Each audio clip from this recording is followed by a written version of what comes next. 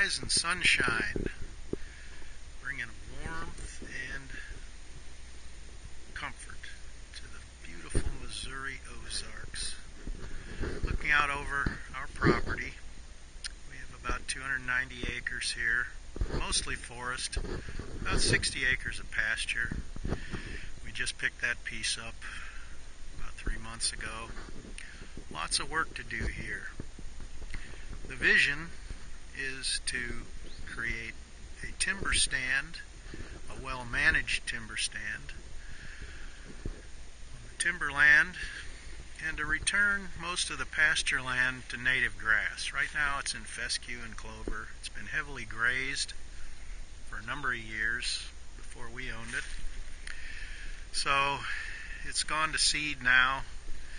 We'll probably start patch by patch converting that to native grass, beginning maybe in the fall or over the winter.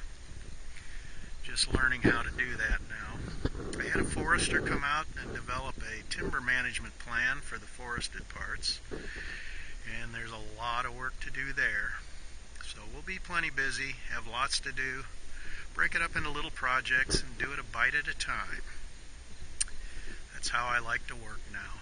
I'm retired and I'm a piddler, so I can piddle for as many years as I have and then some on this piece of property. There's the bow target my son likes to keep in practice, and I do too.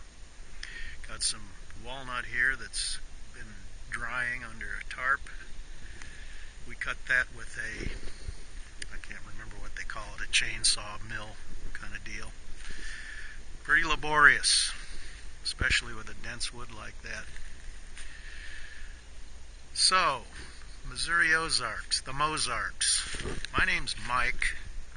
I guess if you do a YouTube channel, you have to have a catchy handle. It seems to be the way people do things.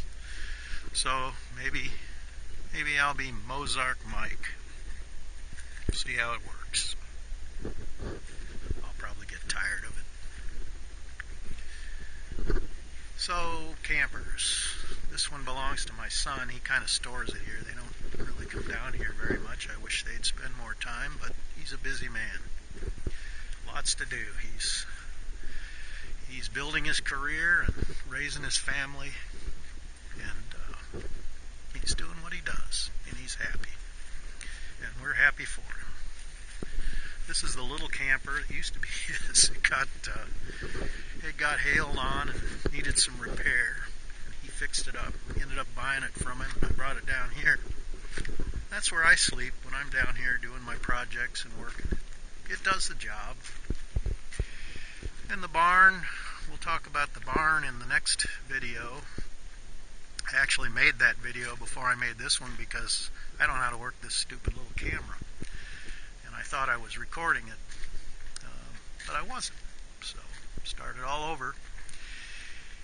If this YouTube thing seems worthwhile, if it seems like something people are interested in, I'll probably get a real camera and I'll probably start editing and adding production values the way some of the people that I enjoy do.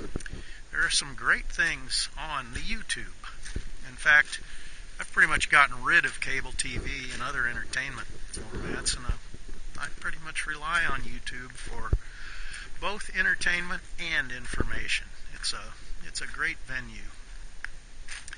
Looking at the scattered equipment here, right? So the barn obviously wasn't big enough. It needs to be bigger. And so the next project, and I don't know when I'm going to do it. Well, today's project is to put an electric lift on that door because there's a track problem with the door, and every time you close it, one of the wheels flops out of the track and you have to climb up with a wrench and put it back in, and I'm sick of that. So I called a guy to come and fix the track, and nobody wants to come 30 miles out in the sticks on a dirt road for a $20 track fixing job, so I decided to buy a lift and see if that would entice him to come out. Seems to have worked. We'll see if he shows up. So, project after that, Tippy, don't bark at anything.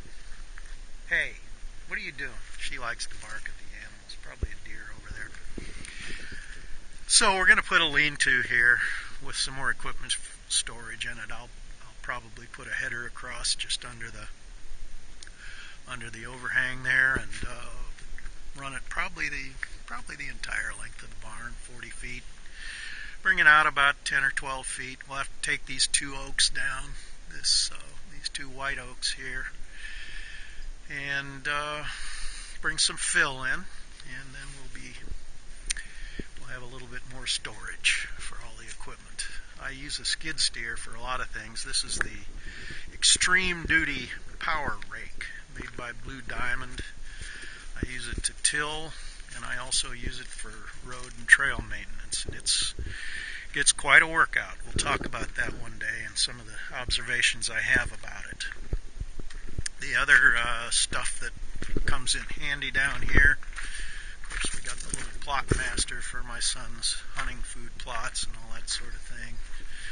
A couple of trailers and a lot of stuff for forestry work. The grapple for moving trees and brush out of the way when we're doing thinning.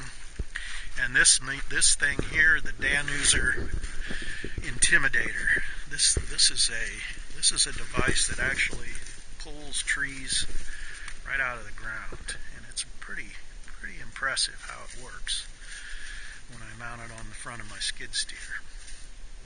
That's a Blue Diamond severe duty brush cutter. It's the biggest, baddest one they make, and it's pretty potent as well. It'll cut down trees as large as the one sitting right next to it, 5 or 6 inch diameter trees. It's not the best way to do that, but it will, and it certainly does a great job just on brush, cleaning things up. Got a lot of rocks here, so the blades take a beating, but it is what it is. Okay, so you've had a look around the place, and we'll see what happens next.